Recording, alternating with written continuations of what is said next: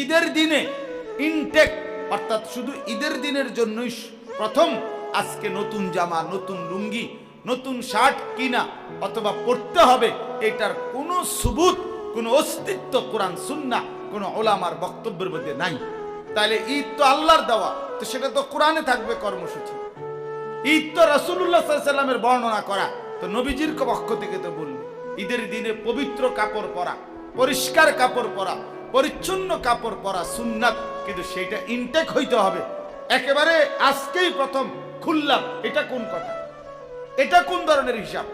এটা সম্পূর্ণ আপনার ইসলাম বিদ্বেষী দুশ্মনরা বানায় নিছে। অ্যাড দিয়ে দিবে, এখন প্রতিদিন বিজ্ঞাপন দিতেছে ঈদ মানে নতুন জুতা, ঈদ মানে বলে নতুন জুতা। এটা তার বাফেনি ঠিক করছে, ঈদ মানে নতুন জুতা। তোমার বাফে ঠিক করছে এটা। ঈদ মানে নতুন জুতা কি? ঈদ মানে নতুন গহনা, ঈদ মানে নতুন কিছু, ঈদ মানে নতুন শাড়ি। কে বলছে ঈদ মানে ঈদ শব্দের অর্থ বুঝি নতুন শাড়ি? এটা কোন ডিকশনারিতে লিখলো? বোন আমার।